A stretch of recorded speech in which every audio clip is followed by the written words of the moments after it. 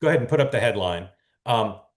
So there's a few other little things in the story, but what the story is primarily about, here you see the headline. Jeffrey Epstein's friend sent him bawdy letters for a 50th birthday album. One was from Donald Trump. The leather-bound book was compiled by Ghislaine Maxwell. The president said the letter is, quote, a fake thing. So the president did a interview with the Journal on Tuesday, 2 days ago, to talk about the story. And basically, what the story says is that the president contributed, it appears, to this book of kind of bawdy, ostensibly humorous letters in the book. And this is the letter. Here's what it says: the letter bearing Trump's name, and I'll tell you the president denies this, but the letter bearing Trump's name, which was reviewed by the Journal, is bawdy, like others in the album. It contains several lines of typewritten text framed by the outline of a naked woman, which appears to be hand drawn with a heavy marker. A pair of small arcs denotes the woman's breasts, and the future president's signature is a squiggly Donald below her waist, mimicking pubic hair. The letter concludes, "Happy birthday, and may every day be another wonderful secret." In an interview with the Journal on Tuesday evening, Trump denied writing the letter or drawing the picture. Quote, "This is not me. This is a fake thing. It's a fake Wall Street Journal story," he said. "I never wrote a picture in my life. I don't draw pictures of women. It's not my language. It's not my words." He told the Journal he was preparing to file a lawsuit if it published an article. "I'm going to sue the Wall Street Journal just like I sued everyone else." Now, again, there's some other small things in the story, and there's other letters in there alleged, signed by Leslie Wexner, the billionaire, Alan Dershowitz, who says he doesn't remember this. Wexler declined to comment. There's no picture of this. Now, then it says, it isn't clear how the letter with Trump's signature was prepared. Inside the outline of the naked woman was a typewritten note styled as an imaginary conversation between Trump and Epstein, written in the third person. Mark, are you enjoying my reading of this? No? Let me get some bongos. Okay. Voiceover. "There must be more to life than having everything," the note begins. "Donald, yes, there is, but I won't tell you what it is. Jeffrey, nor will I, since I also know what it is. Donald, we have certain things in common, Jeffrey. Jeffrey, yes, we do, come to think of it. Donald, enigmas never aged. Have you noticed that? Jeffrey, as a matter of fact, it was clear to me the last time I saw you. Trump, a pal is a wonderful thing. Happy birthday, and may every day be another wonderful secret." I said this morning on the morning meeting that what's known about the contours of their relationship is so limited. It's so limited.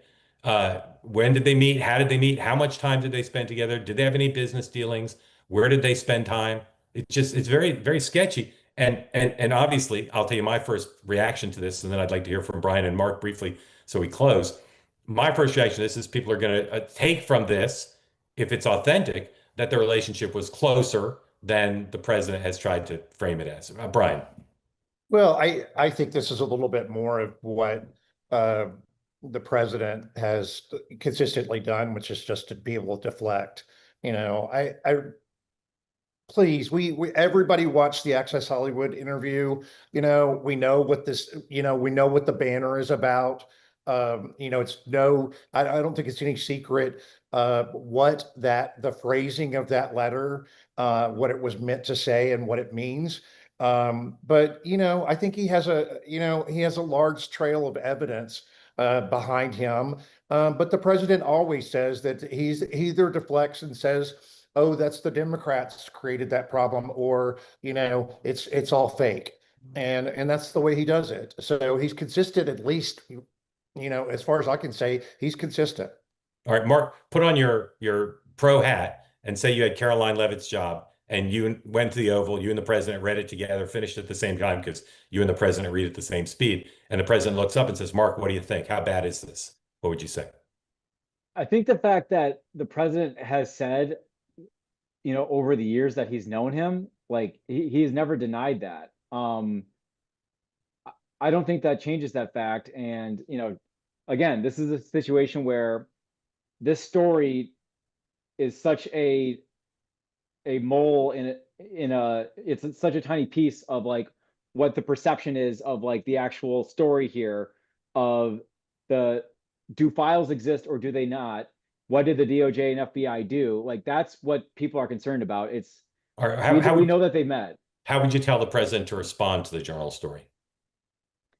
If he says that it didn't happen, I'm not going to contradict that. And so then you would say that, very, very specifically and very seriously, like denied that it happened.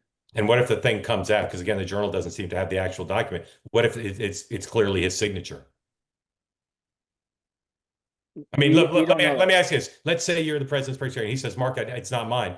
Would you press him? Would you say, "Mr. President, if we go down this road and say this is fake," which is what he's saying, it better be fake. There better not be any authentication.